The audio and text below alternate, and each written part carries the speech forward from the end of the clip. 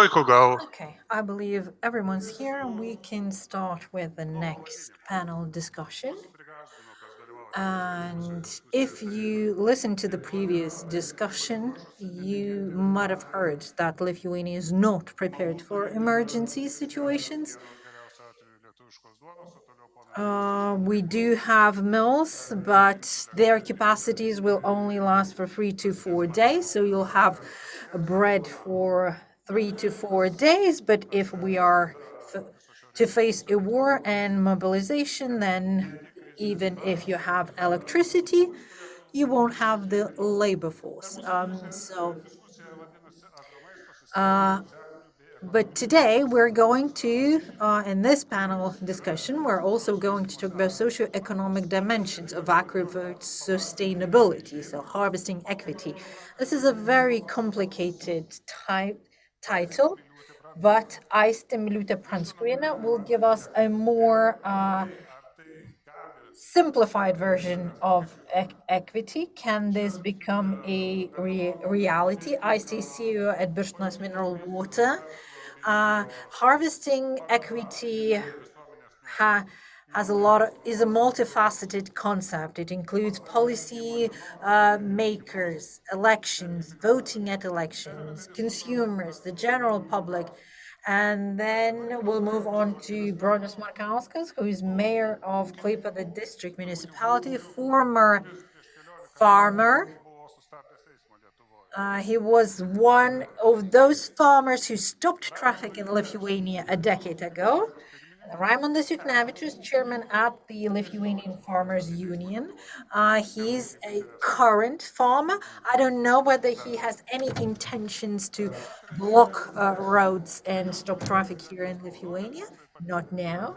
And then we have Nijolė Zinkevičienė, who's vice rector for research and partnerships of Vilnius College, higher education institution.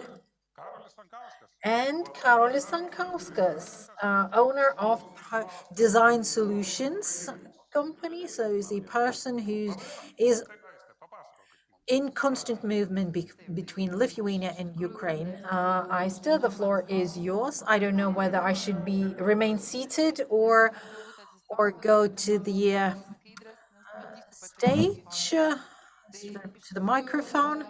Let me stand up. I'll talk and discuss things with you, things that I understand the best, and that is water. Water sommelier and founder of Aquila Mineral Water. I often get asked, water in bottles, is it sustainable? Is it not? I always say that I bottle things that people don't take and drink from the tap. 70% of us is water. And a lot of the time, we take this for granted. We take water for granted, something we can get just by opening our tap, which is true. But I hopefully will be able to say something that you've never heard before. In war, the first thing that you start lacking is water. We are part also of the National Reserve Plan. We provide, we supply reserve water. Hopefully, we'll never have to use the stockpile of water. Hopefully, this never happens. A person cannot live without air, and water is next to air. A person can survive only a couple of days without water. How do we contribute to sustainability? I'm very happy that this year we had the latest research on hydration, dehydration and hydration. Research involved over 15,000 participants, subjects, and research showed that that there is an increase of 50% of aging faster if you are dehydrated. And I'll show you the figures. So, and there is an increase of likelihood to uh, increase chronic diseases by 64%. Dehydration increases your risk of chronic disease by 64%, which means that consuming water, drinking water, can ensure healthier life for us. So how does this look like? So these are a couple of figures taken from the study. We the, what was tested was sodium serum quantity. If if these quantities increase, then our body acts as a cactus. Sort of, we store this. We store mineral deposits in our blood, helping with hydration. So the normal quantities are between 135 and 145 milliliters. So if our sodium levels are really high in the blood, the people in the study were researched for a month, almost a month. So even a slight dehydration increases the risk of aging. Sort of our biological age, our aging process increases.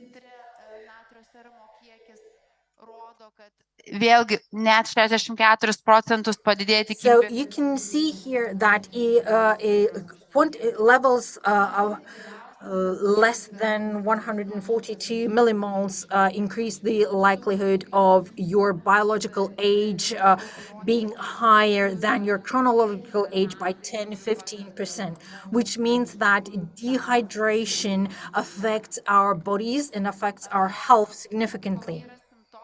So what are the symptoms of dehydration?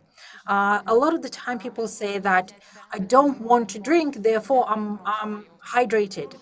So we associate hydration with how much water we want to drink. So if you are feeling thirsty, then that means you are dehydrated. Fatigue is also a sign of dehydration. Sports, stress, heat, dry weather, dry air, dry foods, coffee, water, alcohol, carbonated soft drinks are all foods and drinks that increase dehydration in our bodies.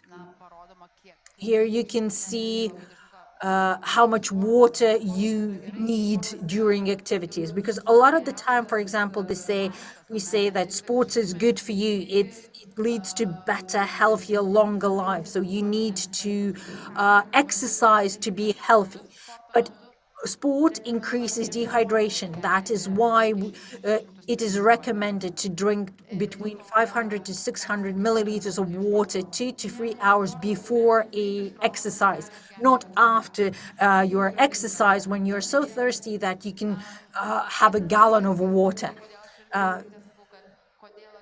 Why water is good, why Aquila, for example, is sustainable. Aquila is a water that is naturally alkaline. Our diet is predominantly consists predominantly on acidic foods and acidic drinks. Therefore, we need to have enough alkaline sources of food and drink to balance everything out. This is an example from a plane. So is what you see in the flight situations. Here in this room, moisture level, probably humidity is around 30-40%. Even in this kind of environment, we dehydrate. On a plane, humidity is around 10-20%. That's something similar to desert. On a plane, on a plane, a lot of the time we don't drink for an hour or two, just because we don't want to go to the toilet in on the plane. But that's not a good thing to do, because you dehydrate, and you dehydrate a lot. So that's why we believe that developing this habit of drinking early on has to be done. We lose as adults this habit of drinking enough water. So in order for us to keep on drinking enough water, we have to start from childhood. We have to start teaching our children to drink enough water. Why, Aquila? Why I started this business? Why for me this business is sustainable? A lot of the time I get criticized that it's not sustainable because I bottle water in plastic. But this is a sustainable packaging. This is lightweight. This is easy to transport. And in our national reserves, the state, the government stockpiles everything in plastic packaging. And in order to survive, you need water. First and foremost, you need water. Water can be used safely by everybody, by babies, by pregnant women. And for pregnant women, consuming water is important. And it's better to drink bottled water, because our tap water can include nitrates that are bad for pregnant women's health. Bottled water, our water, Aquila, is protected from this. It does not include any harmful hazardous substance, and we have water on the table to practice the habit of drinking enough water. So water is beneficial for your health, and I'm very happy to see that dehydration studies are happening, and they are clear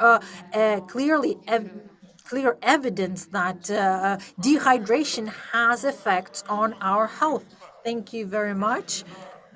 Thank you very much. Your presentation actually had a immediate effect. We are drinking water. Kazista is already with us. He was a little bit late, but now Kazis Tarkevičius, chairman of the economic committee of the Seimas, is here. Maybe he can have a microphone and then move on to the stage. If you have any questions, please write them in the chat. We'll definitely read them and ask our panelists to respond. Worst case scenario, I'll answer your questions myself. So let Kazis Starkevičius join us on the stage. Bronius Markauskas has taken a sip of water, so he can now have a conversation with me or us. So, municipality, policymakers, food sustainability, stockpiling of food. In your practice, do you consider these things in your municipality, or you just follow directives, orders that come from the above? Are there any initiatives from the bottom up?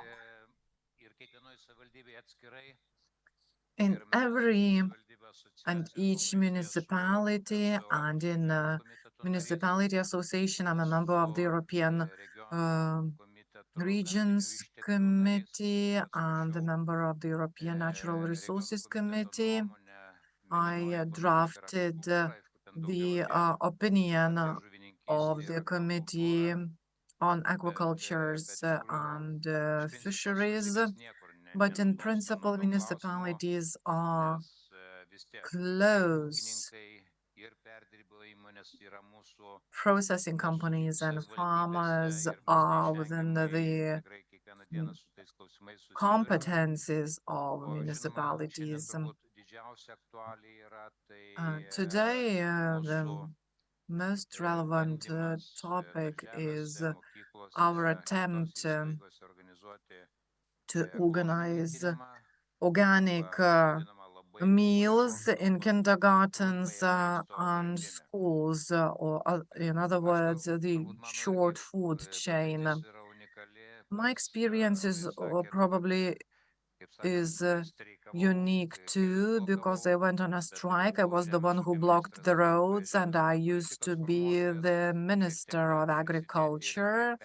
a policymaker, and I contributed to processing industry and the creation of cooperative Pienas.lt.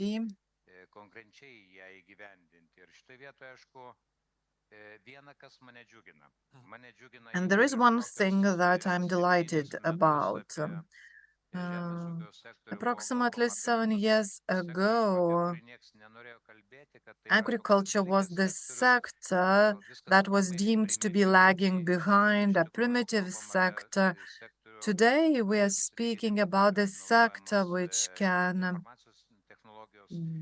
where can IT can be used, lasers and space technologies can be applied. I went to Hall 1, listened to presentations delivered there. Of course, I don't like when we speak about eating food from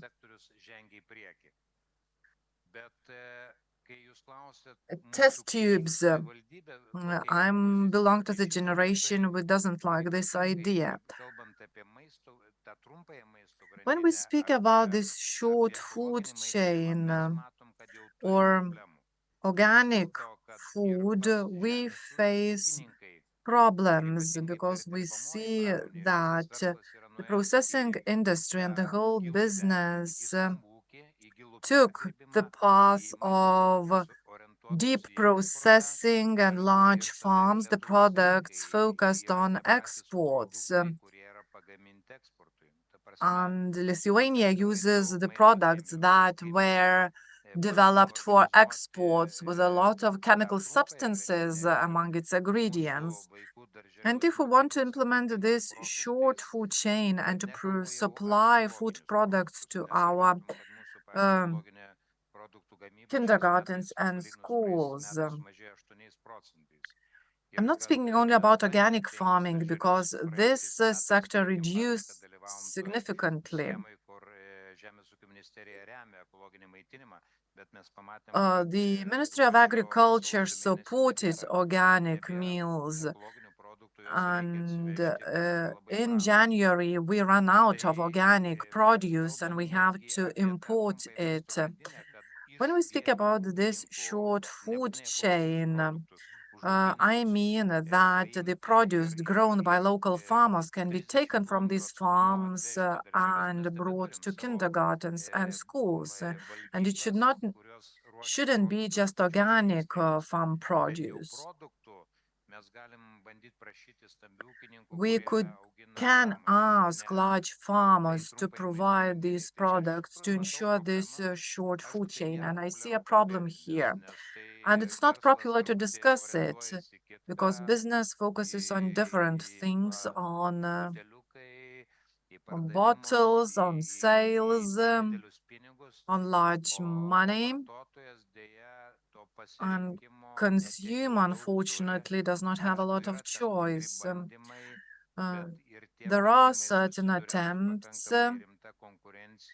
and serious competition is faced from the side of politicians and business. And I'm a bit concerned here. And I would like that at kindergartens, children receive products which are as little processed as possible. If we speak about vegetables, these vegetables should be close to us, Lithuanians, carrots, potatoes, rather than avocados. Avocados are good too, but we can grow good produce locally and to give this produce to our children and not necessarily organically. And I see a number of challenges here, and I'm a little bit afraid of this food grown in test tubes, which is heavily technologically processed. And when much science is put into food, which should be tasty and preserved for a long period of time, and I'm convinced that it's not too late. And I will answer also the question you raised, should we accumulate large reserves? I don't think, and I don't think so. I know a lot of farmers. I know that they have huge storing facilities, storage facilities, and the state can relax here. Of course, the whole scheme and plan should be in place. Some time ago, Kazimieras and me had Jonavos grūdai, and we had large storage facilities, and we had just several pallets of sugar or corn. So this is not a way out. We should agree with the processing industry that they should have certain stocks. So the plans and schemes should be in place, they should be clear, but it is not a major problem. The major problem, to my mind, is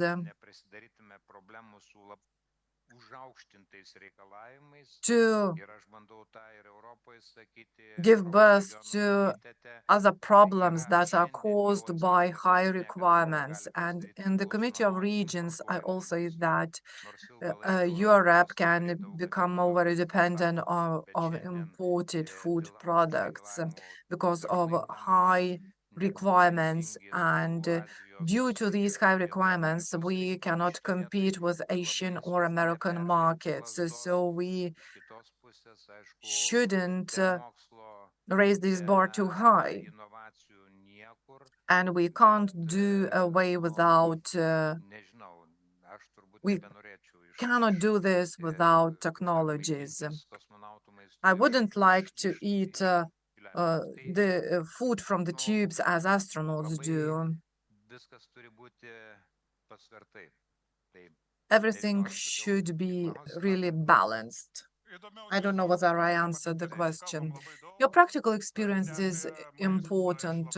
We speak a lot about laboratory food.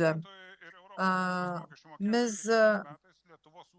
Mr. Yuknavičius, Lithuanian scientists receive millions for that. They receive, sorry, Lithuanian farmers receive millions in payments. And the mayor says that there are no vegetables to give to our children. And I, as a taxpayer, have a lot of questions. Do we really need to pay billions to grow grains and export it, and we don't grow vegetables? So where is the problem? The problem is very simple.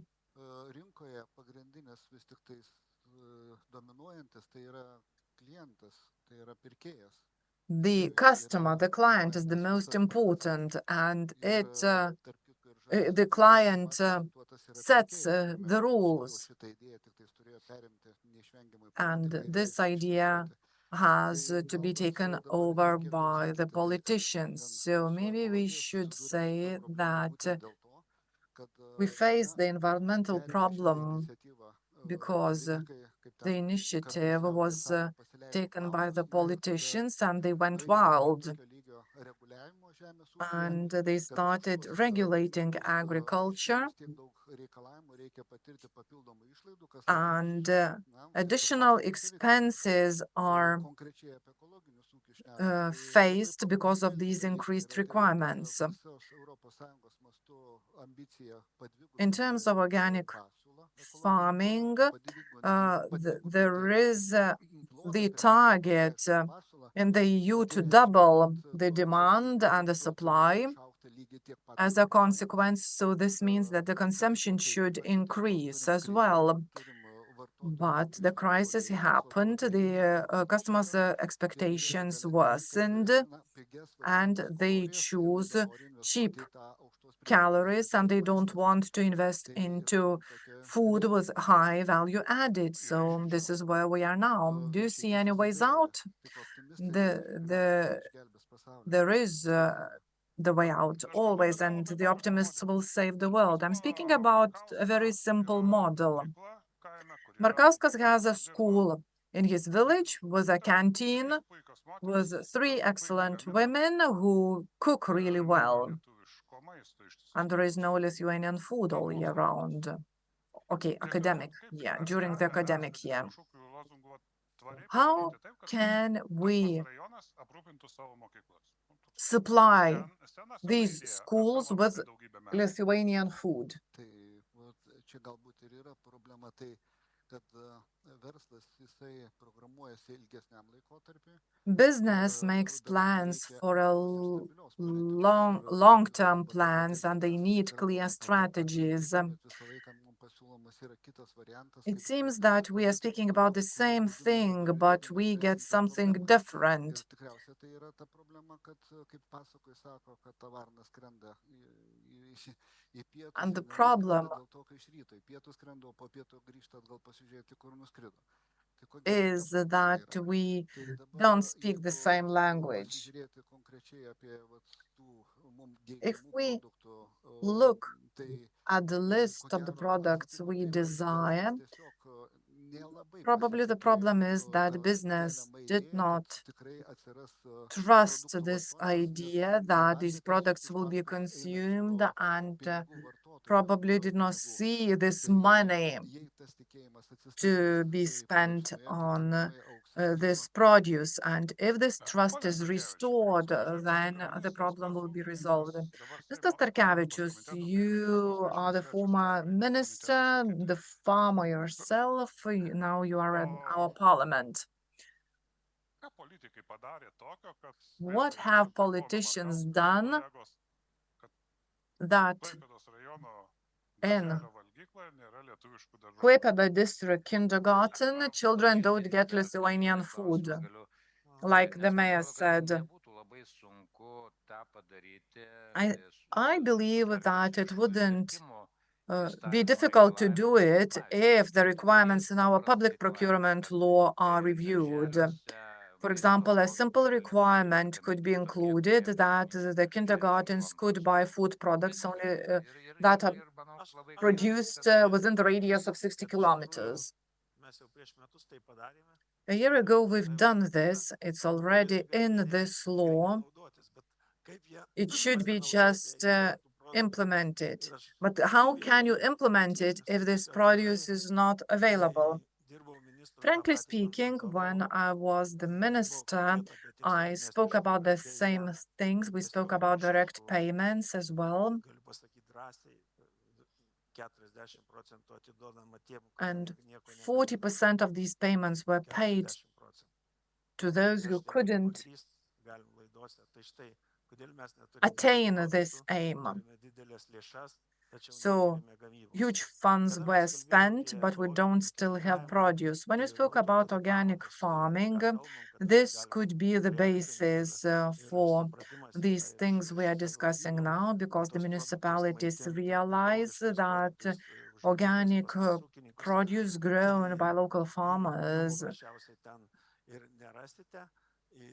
are not simply available, and you won't find them there, because organic farms, I mean true organic farms, they have their markets, they go sell their produce on local markets, and the large farms which absorb these large funds, they withdraw from this organic farming. And it demonstrates the failure of our politicians. We did not make any breakthrough, we just made a step back. And those farmers who were involved in organic farming just withdraw from organic farming due to high requirements. And I myself could probably find photos of these farms who did not have any equipment, and they have organic farms, and it was stated clearly what we should do. The programs should have been gradual. If you don't grow this produce, you won't receive these direct payments. But at that time, philosophy started that we cannot link these payments with produce, because these payments are paid for the income that has not been received. And if you haven't produced anything, so what income are we speaking about? But this trend is continuing, and this is why we don't have organic farms. And these excessive requirements contribute to that. I've always tried to fight them, and maybe you probably remember our systems that have been introduced. Later on, they became red tape as well.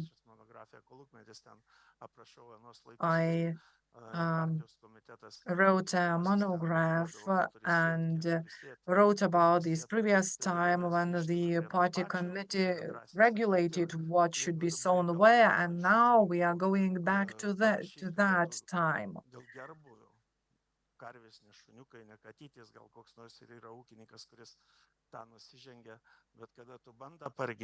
When we speak about the animal welfare, again, we face problems because farmers don't stick to the requirements, and the cattle should be kept in open air.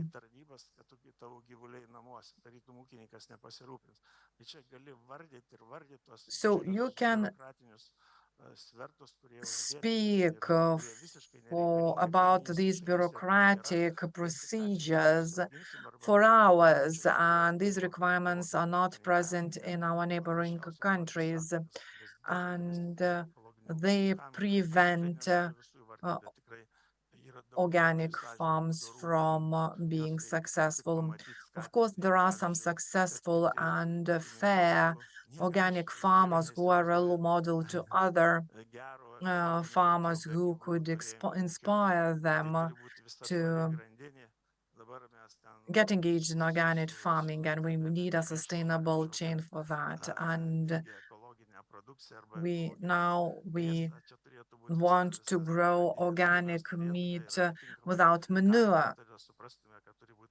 So we also have to realize that organic produce should have a higher price tag.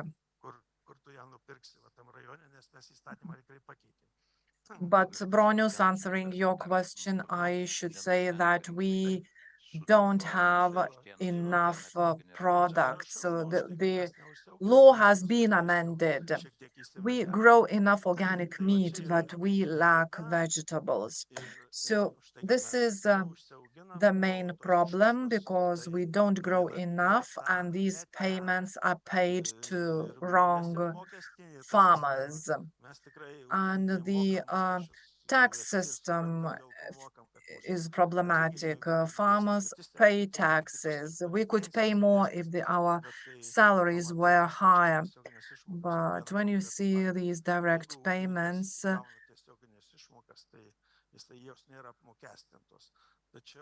in terms of direct payments, they are not taxed. If the farmers receive them, they are not taxed. But there is a paradox. Yeah, if you rent land, you have to pay 15% of income tax. So the farmers have to pay it.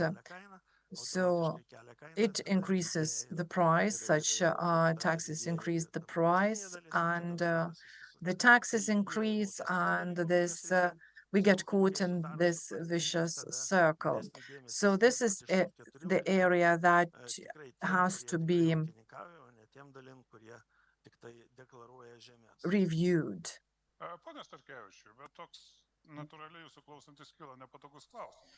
Mr. Starkevičius, now I have an uncomfortable question for you. You are part of the governing majority. You have a party member as Minister of Agriculture, so why aren't you doing this? All the things that you're talking about. Well, we are talking about the Green Deal about today. We are talking about the need for the green course, but unfortunately, the ministry lacks knowledge, lacks competence, and sometimes initiative to do that. The Green Deals and going green means more innovation, more technology, more digitalization, less fertilizer. All of these things require skill, require competence, require calculations. So we we don't know where to start. We don't know where to start calculations. We don't know any clear criteria how to do this. If you are a farmer, you know that on October the 1st, you start the seeding process.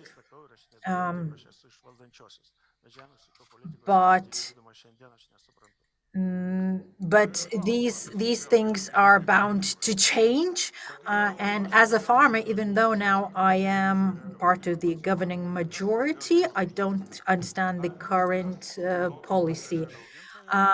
Now, a question from the audience regarding fertilizer use. We well, when it comes to specific legislation that the person was asking about, I didn't vote for this piece of regulation, and the piece of regulation in question was about the use of manure on the field from the for animal farms. I do think that this is a very sensitive matter when we talk about for animal farms. I do know that we now have banned animal fur farms. I now think that instead of having fur produced here in Lithuania, we're going to import it because there is a demand. I didn't vote for this piece of legislation, so my conscience is clear. Nobody, in my opinion, nobody knew what they were voting for. Policymakers think that this is a great step forward. Our electorate will say its final word whether this was a good idea. Farming involves a lot of technology. Let's be honest. We need innovations, and for innovations, we need a contribution from our research institutions. So, how much is farming sustainable? How research can contribute that to sustainability. Let me start from the consumer's point of view. When I go to the stores, I see a lot of things. I see a variety of foods I can choose from. We can choose what we want. It's up to us as a consumer whether eat healthy food or not. But the variety of food itself is amazing and immense. But the problem with the human nature is when you have a lot, you start taking things for granted. I do think that we remember, some of us can still remember the past when our grandparents and our parents would scold us for throwing bread on the floor. Decades ago, we respected our food. Food had to be something protected, something respected, and consumed sustainably and responsibly. Producing food requires producers, requires farmers and their efforts. Uh, and back when I was a child, a farmer's profession was a prestigious profession. Right now, young people don't want to do farming. Young people don't want to put their hands into the soil. But the truth of the matter is that the current farming processes and current farming procedures don't involve you getting dirty. Let's look at our modern farms. And several days ago, I went to the Agri-Consortium group. We were talking about a potential cooperation between our institution and the farm and the farming. And it was seen just how much the farming sector has changed, how much they've progressed. But young people don't see that change. So this is where education comes into play. I think we lack education. We don't speak to our young people what farming is about. So I think that there is a need for developing or growing a conscious, respectful consumer from their childhood. I think it's our mission right now. As and I am a lecturer at a higher education institution. So, as a lecturer, as a mentor, I think it is my job, my responsibility to communicate this message, to educate a person, to help them develop skills. But that, in order to communicate this message and develop our young talents, you as a lecturer have to believe in what you preach. So you have to be that role model. If you don't act as a role model for the young generation, there will be no success. Young people are fascinated by role models. They need role models. I represent a higher education institution that focuses on practical teaching. So for us, it's important to have businesses and agri-food sector. It's important for us to have private farms as our knowledge partners. And Kristina Leshunen talked about this. We have to be a team.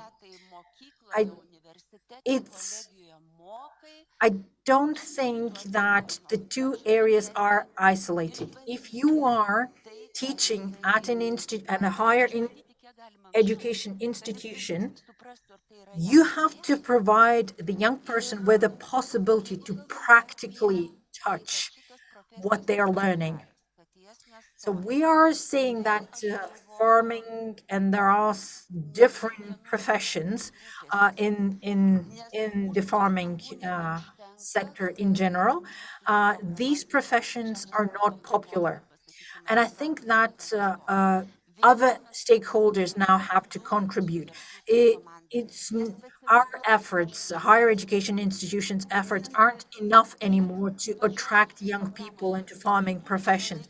So we have to update our curricula. We have to update the content of our study programs. And that's where contribution of our social partners is important. Practical, modern, very much contemporary placements are important for young people. So we are looking for enterprises, for businesses that are modern, that are contemporary, because it is important. It is important for the farmers, for farms and higher education institutions to speak the same language. So the things we talk about, the things we teach should reflect who we are. We can have amazing strategies, and we can say that as a higher education institution, we are a very much socially responsible entity. But if you, as a student, go to our our canteen and see unhealthy food there, what's the point of having all this social responsibility strategy? We say that we, as a higher education institution, we work on innovations, we do research, we research that leads to progress in society. So colleges are practical institutions, institutions of practical training, and we do applied research. And one of our missions to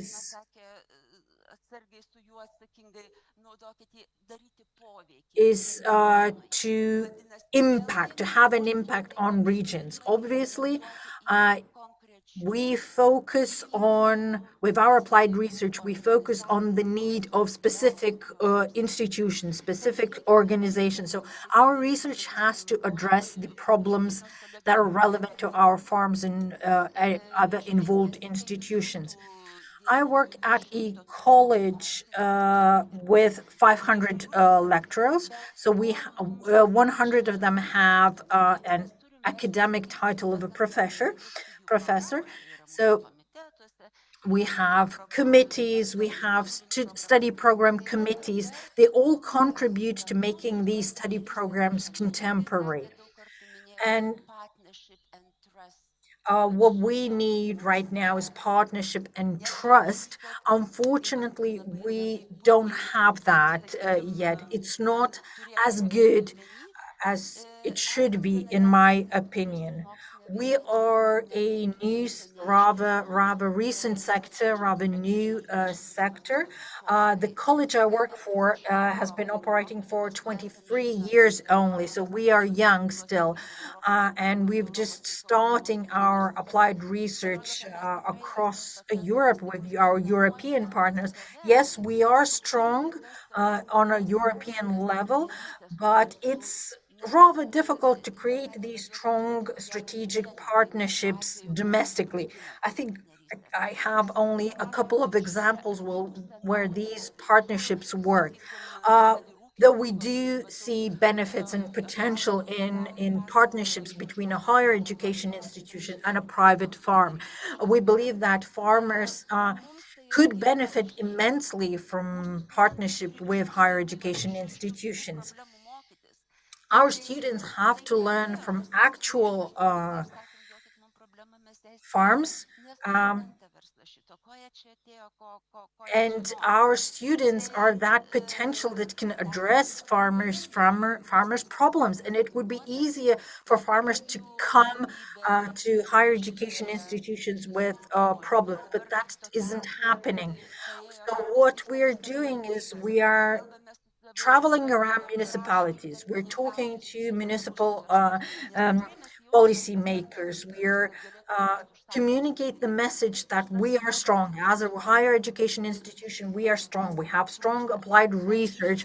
You can benefit from that. Your farmers can benefit from that. I think we are moving in the right direction, but I think that what we're still lacking is this national will, national approach, maybe, where where the farmers community would be incentivized or pushed to cooperate more with the higher education institutions. So in society, we have this image of a farmer, that farmer is rich, has an expensive car, works only a couple of months a year, spends their vacation in exotic countries. They work on projects, get funding from the project, and benefit from that. So why don't people go there, study? Why don't they study farming professions? I don't think you are right. This is not the image of a farmer. Yes, we have some farms where farmers are rich people and can afford the lifestyle you've just described. But I think that our young generation doesn't know how contemporary farming looks like. They don't know how modern farms look like. Our small children don't know how a village looks like. They can't differentiate between animals. They don't know how crops look like. They don't have this context. That's soil for education, so to speak. We need to start learning about farming from early age. We today we've been hearing how important, how critically important farming sector is. Medicine is also critically important, and medicine has great competition. It attracts so many young minds. So I think we should do the same when it comes to farming. Mr. Markauskas, well, farmers have been talking for a while that we have quite extensive fundamental research. I personally had a chance to talk to another higher education institution.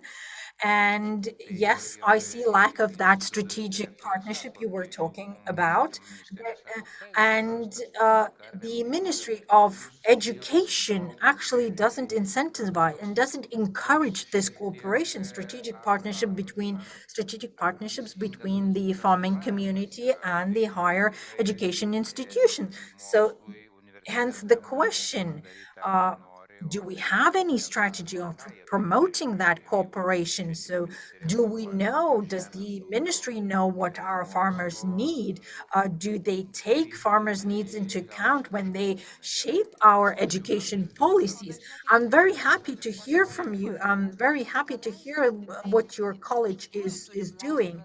Actually, we do have the freedom to communicate, to cooperate with the farming community.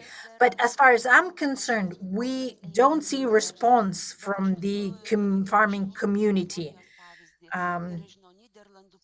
I've seen cases in Finland, in the Netherlands, where they have this cooperation culture. The business community comes to the higher education institutions. I only 4 years ago, I had a single example when the business community approached me. I had a call from a young sales manager from the petrol station network, and he came to me with a case study. He said, I need our petrol stations to introduce healthy, attractive, tasty food that can be made in front of the eyes of the consumer. And the task was create, develop recipes for us how we can do that, how we can introduce this in our petrol stations. And this was something unseen in our petrol stations at the time. So I invited him over, but he said there is one condition. There is one condition. Sort of there is one the only reason I'm offering you this task is that I learned this while studying in the US. In the US, we were taught to work with practical case studies, with practical examples, practical tasks. That's why I came to you. And we were very successful in with this project. Unfortunately, the pandemic situation hit, and this was something that was delayed. But I'm hopeful. I'm hopeful because this was a young person who came to us, and I believe that we now have a younger generation who studied abroad, saw how things can be differently, how things can be worked out differently. So hopefully the culture will change. A couple of remarks from our audience. Plange has a state kindergarten. Canteen use 70-90% of organic produce. And this happens because of the courage and desire to do so from coming from the top, from the director of the kindergarten. What do you expect to have when you have legislation that does not meet meet the practical needs of our producers, of our farmers? When you have standards and requirements that take away motivation to work in the livestock sector and food production sector. So where do the issues lie? Where are the problems? Let's come back to the question before these two remarks. I want to intervene a little bit. Our farmers or farming is business that moves after the client. When the client, and that is consumer, refuses to buy organic produce, it is a challenge to the sector. And we saw our practical, what happened in practice. Farmers moved away from organic farming, and all the money that we spent supporting organic farms literally were wasted. So what we need to see is examples like the example of the kindergarten you've mentioned, success stories where 70-80% of food is organic food. So if we are spending state money, national money to support certain production, we should continue, we should communicate success stories, because if we move away from that, it is a failure for us as the state. So I think we should communicate success stories more. Young people do, in my opinion, go learn farming professions. Those who are very professional, those who see this as a profession, they want to do better. Yes, we say that farming is not rocket science, but it is actually very complex profession. And I do see more young people willing to learn these farming professions, because we see a younger generation that wants to move away from the hustle bustle of the urban landscape. I can help anybody to become a farmer. I'll explain to you what you need to do from start to finish.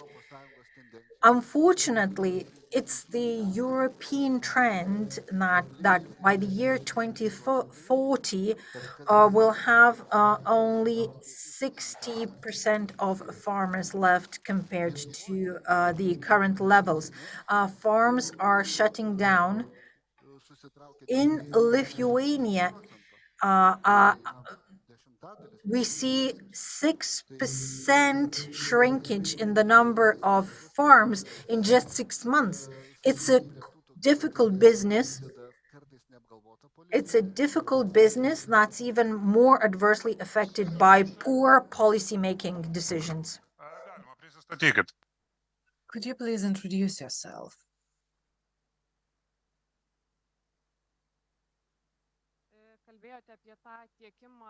You spoke about supplying food products to kindergartens and schools. Is there any example in Rokiškis? There is an example in Rokiškis district where such produce is supplied to 8 educational institutions, and the farmers say that we have both fruit and vegetables, but they want to order oranges and bananas to children, and we can supply just the dessert apples and pears. So what should change so that the priority is not bananas and oranges? Educational institutions work for 5 months, and they have holidays of 2 months, so and the farmers won't be able to work like this. This is a question about education. What should we do about education? So Nijolė should answer it. Your observation is very good. If we speak about sustainability and supporting Lithuanian food production, we should introduce these things into our study programs.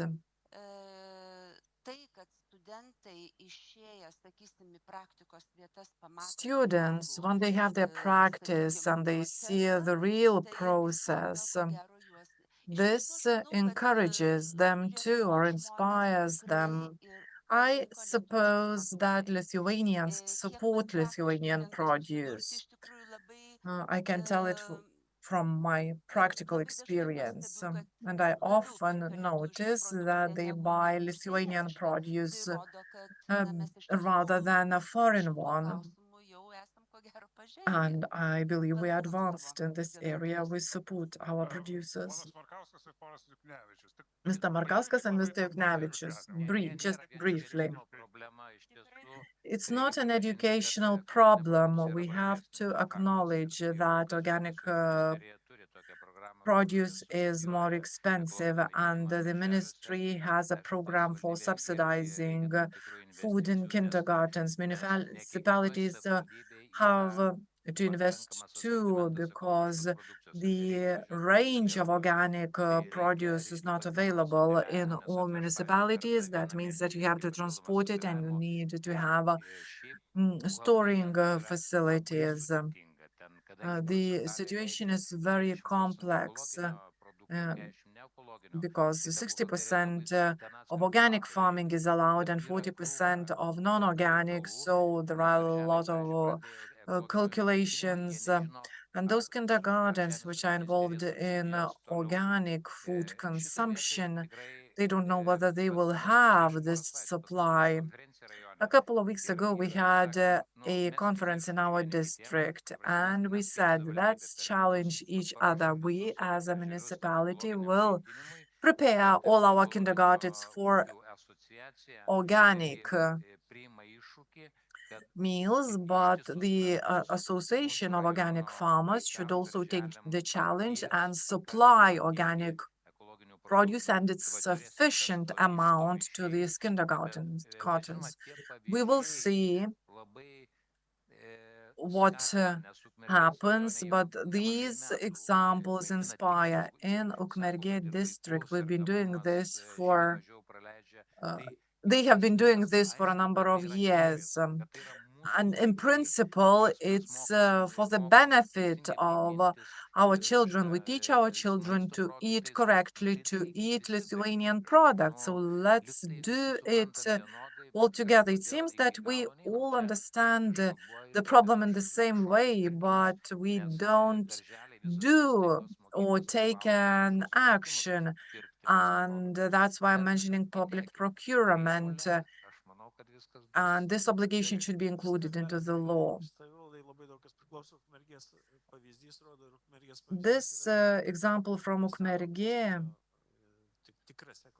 is a very good example. And there is one active person there, Mr. Juknevičius, and maybe after the question.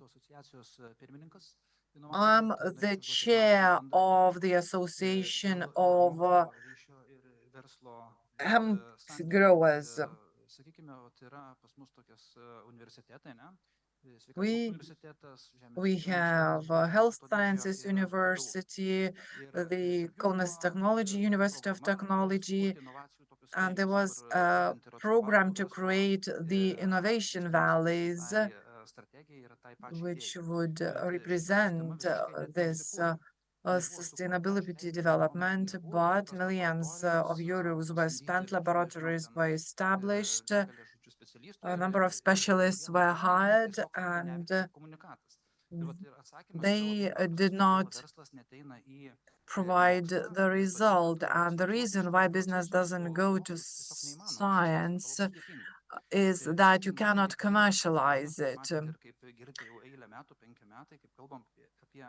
For 5 years, we've been speaking about new technologies, more efficient production processes, digitalization processes. So we need to connect all these things into a single unit. As to the farmers, why don't young people go to study to higher education institutions?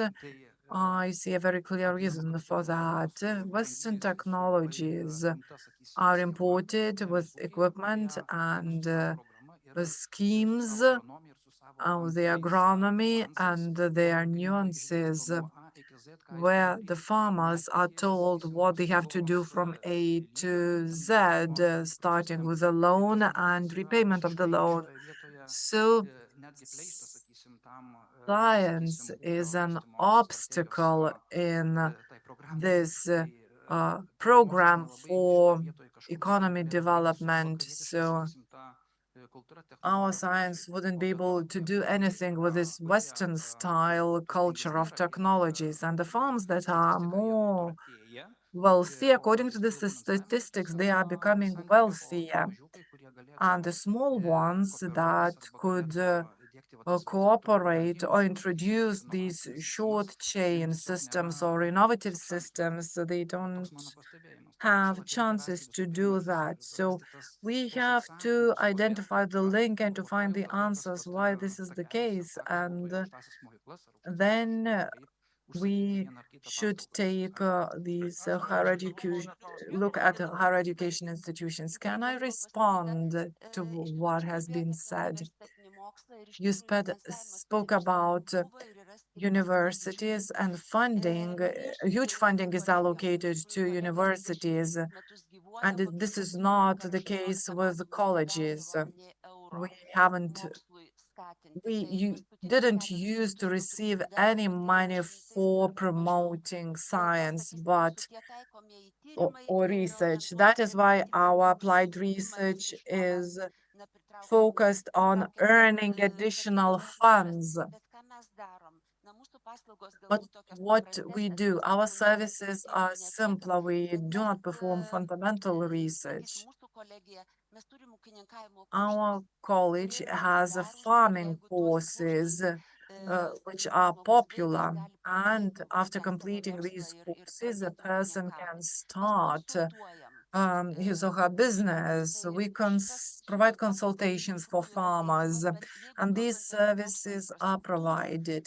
If we speak about research infrastructure, our research infrastructure is the same that we use in the process of studies. We do not get any funding.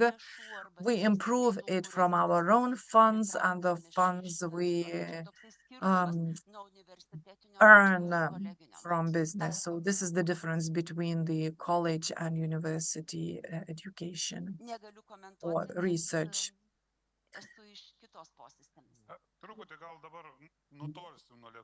Maybe let's distance ourselves from Lithuanian agriculture. We have people who work in Ukraine. And in agriculture, there is a great concern in terms of sustainability. What happens when the borders open? Mr. Sakalauskas, what will happen? Birštonas mineral waters are already present there. What's next? Will we integrate? Will we work together? You are an experienced person. What would you say? You introduced myself as a person working in Ukraine. I'm a person who spends my savings in Ukraine, helping people who live near the front, and I'm the one who reconstructs schools and kindergartens. And thanks to the government, we initiated these things, and Lithuania reconstructs these institutions in certain areas. I also happen to save people at the front. I'm wearing a suit, but last week I came back from Ukraine, from the areas where the war is raging, and I wore military outfit and helmet. I'm a businessman and not a farmer. I have a designing company in Lithuania. It provides design services for farmers, and So a lot has been done in the course of 20 years. If we want to be present in Ukraine, we have to be there, to actually be there. If we sit here and speak and tell that we want to export water there or want to provide design services, we won't be able to do this. You have to be there, to go there, to work and live there. When we were in the course of the reconstruction of a school, I visit it and check what's going on my way to the front. And I'm allowed to do that because I was the one who was behind this reconstruction. If I spoke to them remotely, I wouldn't be able to do that. And if we want to export to the Ukrainian market, we should bear in mind that this market operates like the market in Lithuania operated 20 years ago. It's corrupt. If you want to know how corruption works, you have to go to Ukraine, and you will see that mayors change in 2 or 3 weeks. If you want to learn how to flood something, you should go to Kherson, and you will see that.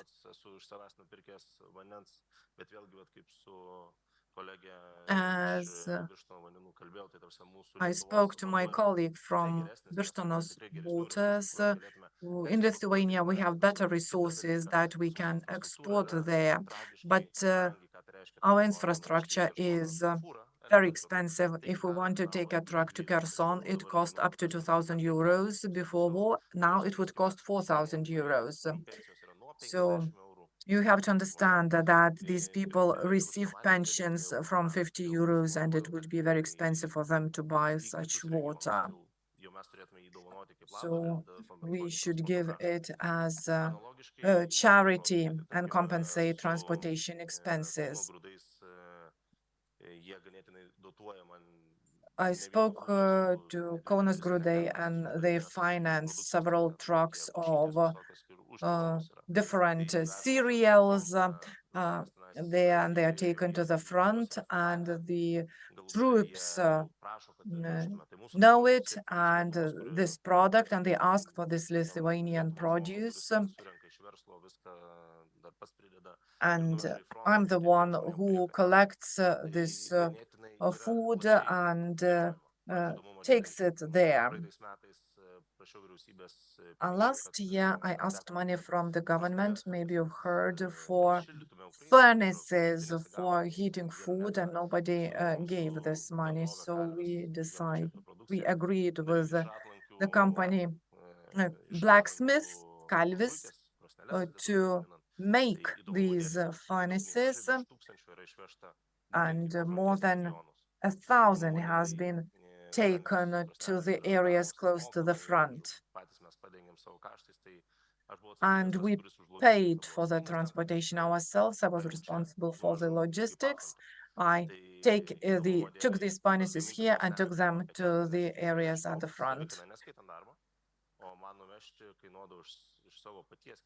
I had to pay for the transportation, 40 to 50 euros to take it to the area at the front. So our Lithuanian production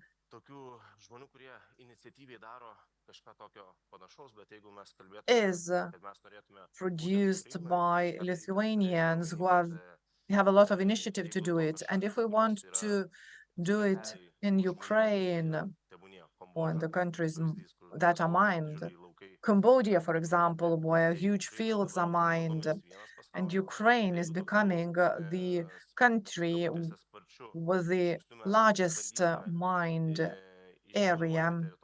And if we want to demine Ukraine, it would take 700 years to us to demine Ukraine at the pace we have now. And this is the soil that is the most fertile in the world.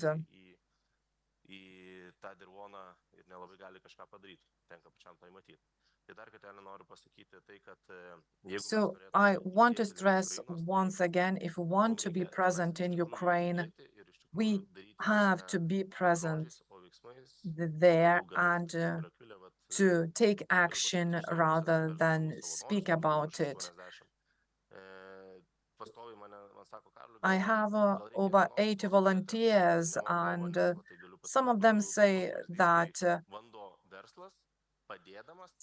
that we need several pallets of water. So business, Birštono vandenys are providing this water, and they are introducing their products into this market. So we need to act. That's what I want to say. If we want to take this opportunity, the prospects are huge because I pass the cities with 20 or 30,000 people, and now they have just 20 or 30 people. They are shelled all the time. And now we are in a marvelous place. We wear nice clothes, but a week ago I work in a Siversky settlement, which is 5 kilometers away from the front. And when you ask them, do you know what day of the week it is? And they say that there is no point in checking that. So what is required? The initiative from the state, because these people cannot always afford it. We cannot always supply products that is suitable for them. You mentioned calorie counting, but unfortunately, people just need a certain calories, number of calories to wait for the brighter future. And when we are reconstructing the school, these nice words, sustainability, is important. But when people don't have a school, they don't have computers, so what sustainability can we speak about? They don't have windows there. So we have to start from the very beginning. And if business allocates a larger percentages from their profit for charity purposes, this really pays off. I can myself tell that at least you find a lot of friends and you can commercialize on that. But bear in mind that we should take action and not only speak. But in Lithuania, everything is okay as far as I understand. We are making progress. But what about other countries, Germany, France, and because other countries, because there is a fear that the large concerns are at their starting position and waiting for Ukraine to open. I can't tell. I sometimes think, how can I commercialize my actions? And this week I will go to Ukraine for the 62nd time since the beginning of the war. So the lands that are fertile cost dozens of euros, and the prices in Ukraine are much lower. But we won't be able to do anything there as long as they are demined and the war finishes. The farms there are quite modern. I would like to emphasize that they use the same tractors we do. They are capable of buying them, and they understand that they can buy not only second-hand equipment from Western Europe, they know that they can buy modern equipment, but let's bear in mind that the infrastructure is near the front and it's disrupted. The equipment is bombarded, and the things that survived were taken to Russia. So they need the starting point, and Lithuanians could contribute. not only, I'm speaking not only about reconstruction efforts, they could take a tractor for a certain future dividend. There are a lot of possibilities there. But again, as long as these large fields are not demined, we will not be able to do anything because I've seen mines exploding for a number of times.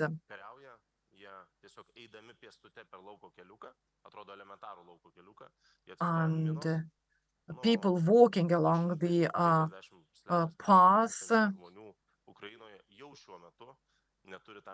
they step on the mine and from 200,000 to 300,000 people in Ukraine no longer have their ligaments. Is it a long-term action? Yes, it is, unless you want to follow these corrupt practices. At the moment, you can take your produce only to the regions that can buy your produce.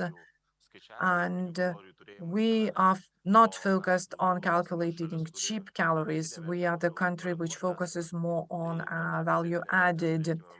So let's bear in mind that we will have this client only in the future. We can take our products only to up to Kiev,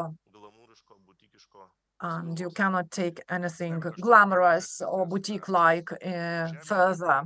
But I'm speaking about investments. Ukraine is not all Ukraine is mined.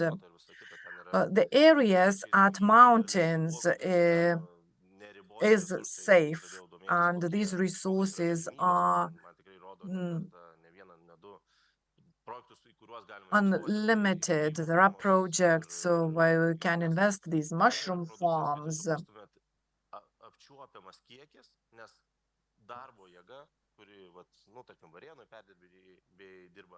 The labor force is cheaper there, and they would work for 300 or 400 euros per month, while in our Varena, people wouldn't agree to work for 1,000 euros. So bear in mind that cheaper raw materials can be received from Ukraine.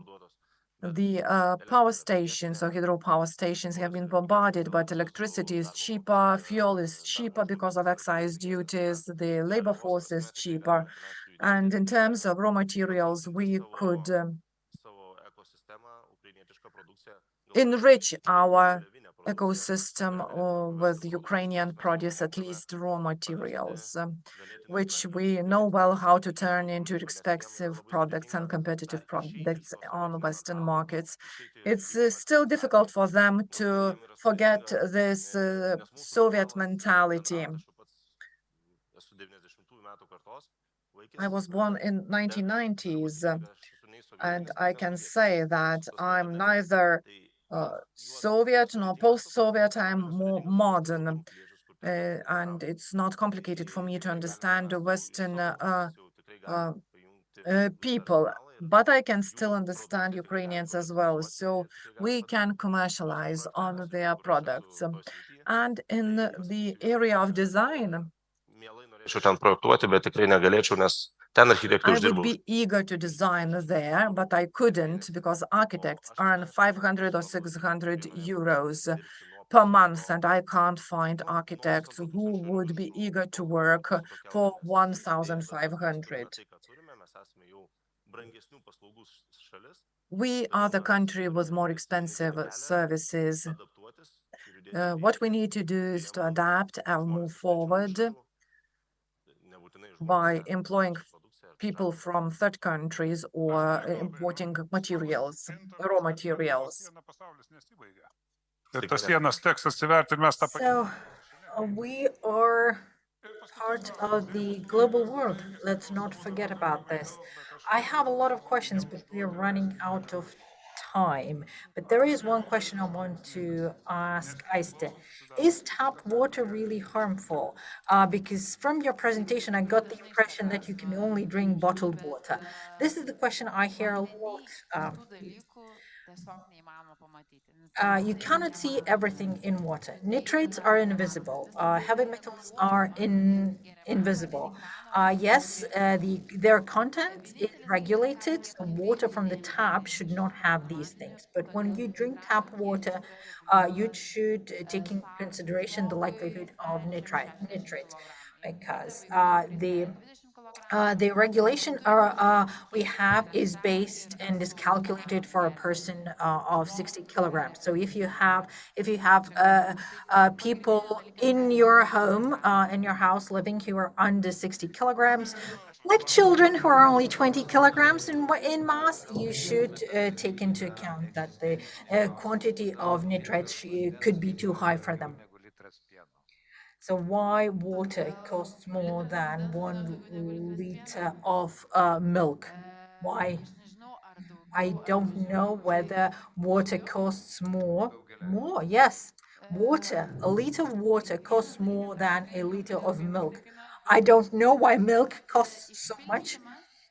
I think that bottling water is more complicated compared to bottling milk, because when you bottle milk, you pasteurize it, so you're safe and protected against bacteria. When you bottle water, you cannot pasteurize it. I have to maintain water in the same quality as it comes from the well.